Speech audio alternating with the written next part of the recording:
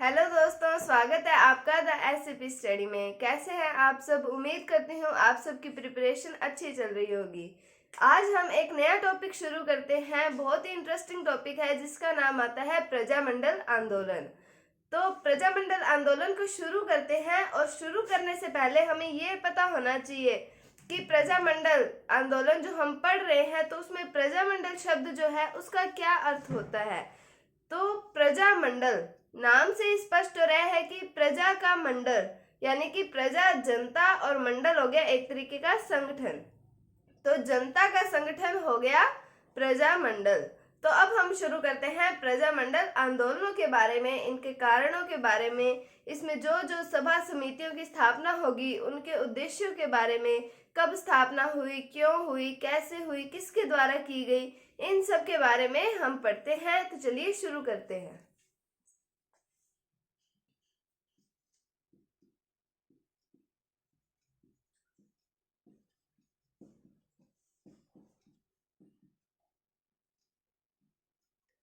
तो प्रजामंडल आंदोलन, सबसे पहले हम पढ़ते हैं प्रजामंडल का अर्थ।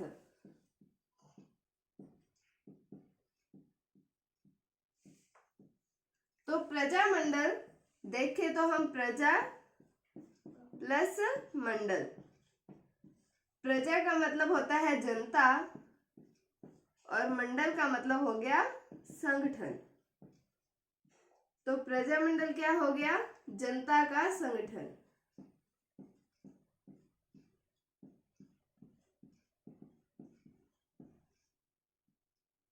अब ये जो है प्रजामंडल आंदोलन हुए हैं, क्यों हुए हैं ये आंदोलन, प्रजामंडलों की स्थापना क्यों हुई, इसके उद्देश्य के बारे में हम जानते हैं। तो हम बात करते हैं इसके उद्देश्य की। तो इसका उद्देश्य है देशी रियासतों की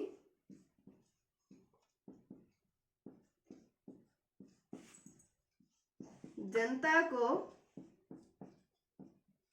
उनके राजनीतिक अधिकार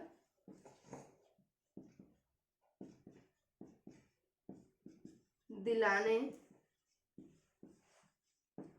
व देशी रियासतों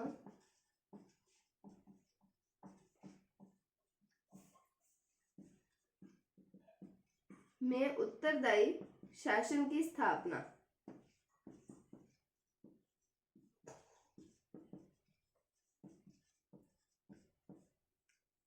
कि देशी रियासतों की जो जनता थी उसको उनके राजनीतिक अधिकार दिलवाने और वहां पर एक उत्तरदायी शासन की स्थापना करना, ये सबसे मुख्य उद्देश्य था प्रजामंडल का और प्रजामंडल आंदोलनों का। हमने पढ़ा सबसे पहले प्रजामंडल का अर्थ, जैसे कि इसके नाम से ही पता चलता है, प्रजा का मंडल यानी कि जनता का संगठन। और फिर हमने बात की इसके उद्देश्य की। तो देशी रियासतों की जनता को उनके राजनीतिक अधिकार दिलवाने और देशी रियासतों में एक उत्तरदायी शासन की स्थापना करना ही इसका मुख्य उद्देश्य था।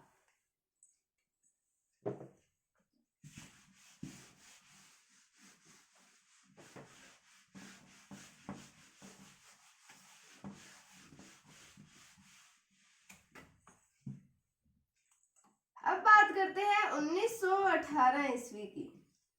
1918 में भारतीय राष्ट्रीय कांग्रेस का हुआ अधिवेशन।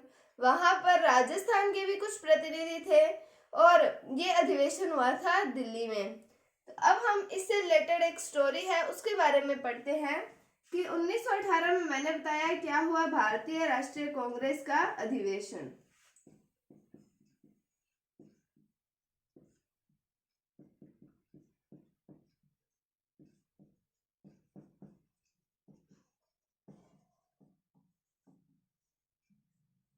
भारतीय राष्ट्रीय कांग्रेस का अधिवेशन हुआ, कहां पर हुआ ये भी मैंने आपको बताया कि कहां हुआ, दिल्ली में।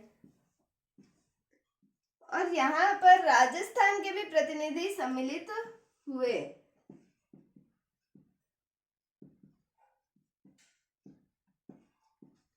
राजस्थान के प्रतिनिधियों की बात करें तो उसके अंदर आते हैं गणेश शंकर विद्यार्थी।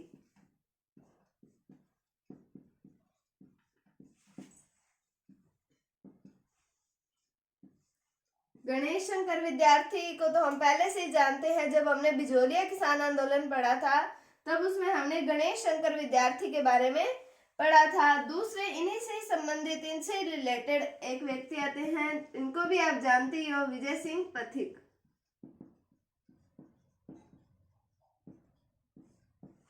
जमनालाल बजाज,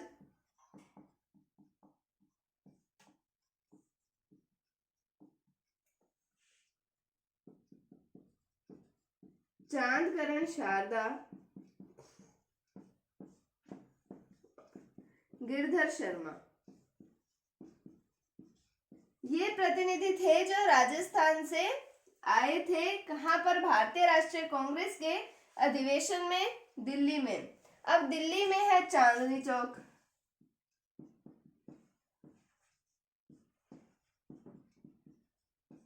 और यहाँ पर ही एक पुस्तकालय है जिसका नाम आता है मारवाड़ी पुस्तकालय।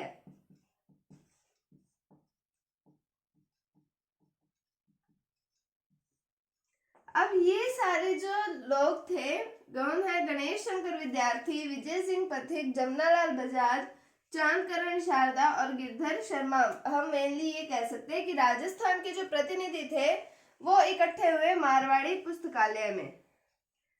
ये सारे कहाँ पर? मारवाड़ी पुस्तकालय में इकट्ठे हुए और यहाँ पर इन्होंने एक सभा का आयोजन किया या एक संगठन बनाया। तो उसका संगठन का नाम आता है राजपुताना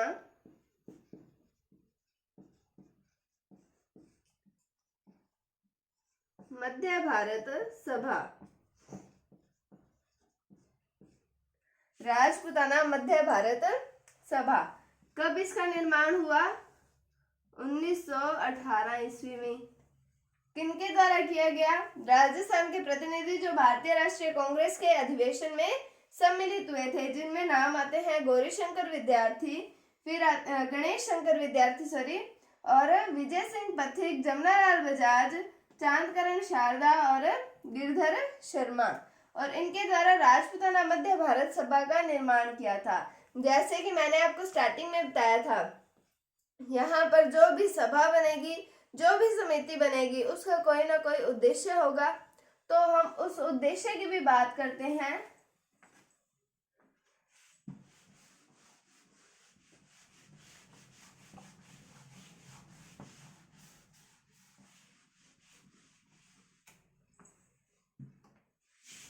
हम बात कर रहे हैं राजपुताना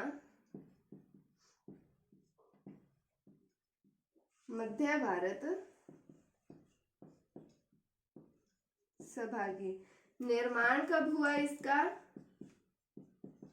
1918 ईस्वी के अंदर। अब बात करते हैं हम इसके उद्देश्य की।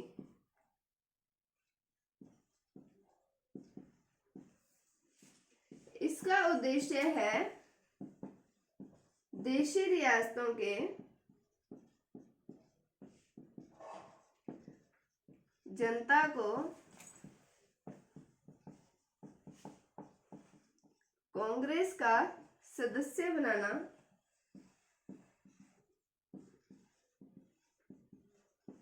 और राजनीतिक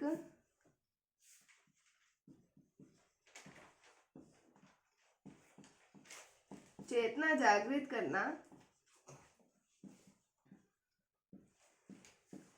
अर्थात देशी रियासतों में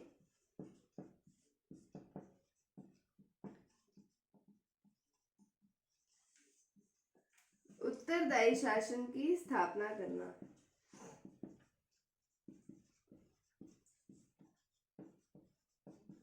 तो इसका यही उद्देश्य था जो हमने प्रजामंडल का उद्देश्य पढ़ा था कि देशी रियासतों की जनता को कांग्रेस का सदस्य बनाना, फिर जो उनका राजनीतिक चेतना उनमें जागृत करना, उनको राजनीतिक अधिकार प्रोवाइड करवाना।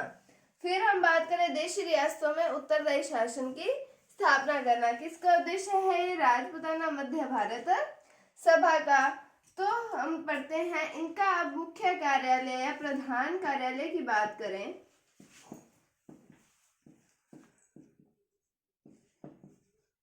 ये था कानपुर में हमने ये पढ़ा था, जब हमने बिजोलिया किसान आंदोलन पढ़ा था, कि गणेश शंकर विद्यार्थी जो थे उन्होंने कानपुर से एक समाचार पत्र प्रकाशित किया था, जिसमें उन्होंने राजस्थान से संबंधित लेख प्रकाशित करना चाहा था। कौन सा समाचार पत्र था वो? प्रताप नामक समाचार पत्र प्रकाशित किया गया था। किसके द्वारा? गणेश शंकर विद्यार्थी के द्वारा, जब हमने पढ़ा था बिजोलिया किसान आंदोलन। याद आ रहा होगा आप सभी को, अगर आपने क्लास अटेंड की है। अगर आपने वो क्लास अटेंड नहीं की है तो आप अभी जाकर पहले वो क्लास अटेंड कीजिए, फिर आपको ये अच्छे से समझ आ जाएगा। तो कानपुर में हमने क्या पढ़ा था? गणेश शंकर विद्यार्थी ने समाचार पत्र प्रकाशित किया था, जिसका नाम था प्रताप। तो राजपुताना मध्य भारत सभा, जिसका प्रधान कार्यालय कहाँ पर है? कानपुर में है। अब हम बात करें इसके अधिवेशन की, तो ये तय किया गया था कि जब जब भी भारतीय राष्ट्रीय कांग्रेस का अधिवेशन होगा, तब तब अधिवेशन इस सभा का भी होगा। सबसे पहले हम बात करें इसके प्रथम अधिवेशन की।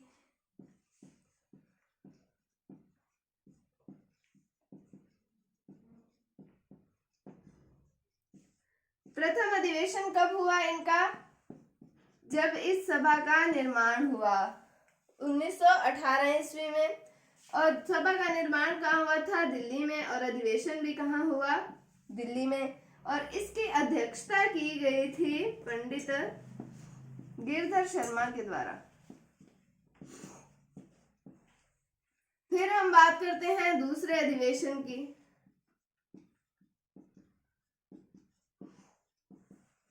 ये हुआ था 1919 में। ये हुआ था अमृतसर में। अमृतसर पड़ता है पंजाब में। तो दूसरा अधिवेशन 1919 में अमृतसर में हुआ। फिर हम बात करें तीसरे अधिवेशन की।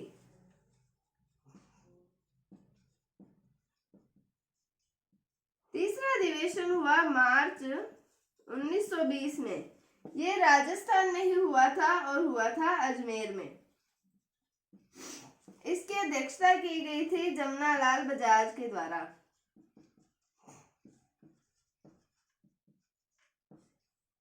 तीन अधिवेशन हो गए। फिर हम बात करते हैं इसके फोर्थ अधिवेशन के बारे में, चतुर्थ अधिवेशन के बारे में। ये अधिवेशन हुआ है इनका नागपुर में। और कब हुआ? दिसंबर 1920 ईस्वी को।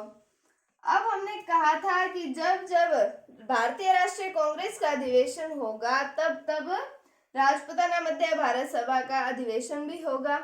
तो हमने पहले अधिवेशन की तो बात की 1918 में, दिल्ली में पंडित गिरधर शर्मा है। और फिर सेकंड अधिवेशन जो हुआ था, ये भारतीय राष्ट्रीय कांग्रेस का अधिवेशन भी अमृतसर में ही हुआ था।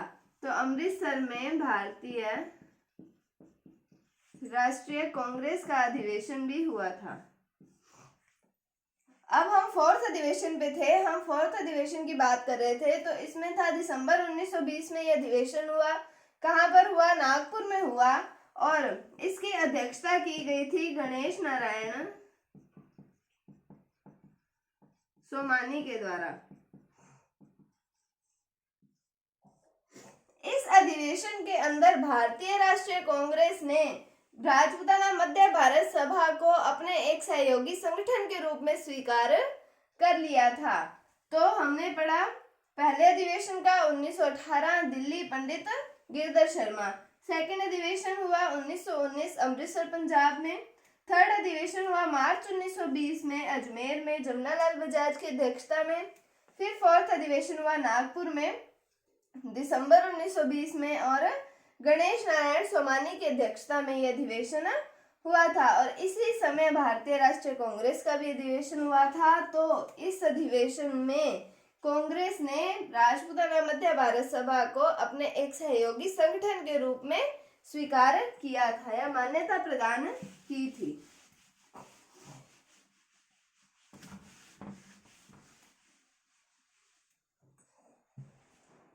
तो हम कह सकते हैं इस अधिवेशन में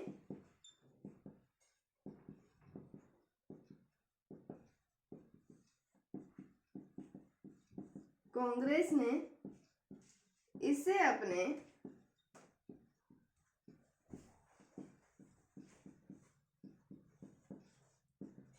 सहयोगी संगठन के रूप में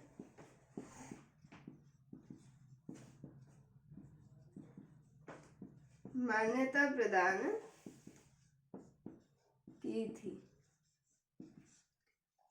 तो आज हमने पढ़ा प्रजामंडल का अर्थ, उसका उद्देश्य, फिर हमने पढ़ा राजपूताना मध्य भारत सभा के बारे में पढ़ा, इसके 4 अधिवेशनों के बारे में पढ़ा और ये पढ़ा कि दिसंबर 1920 में चौथा अधिवेशन जो हुआ था नागपुर में गणेश नारायण सोमानी की अध्यक्षता में, उसमें भारतीय राष्ट्रीय कांग्रेस द्वारा इस संगठन को भी अपने एक सहयोगी संगठन के रूप में मान लिया गया था, मान्यता प्रदान कर दी गई थी। क्यों की गई थी? क्योंकि इसका उद्देश्य भी वही था जो भारतीय राष्ट्रीय कांग्रेस का था।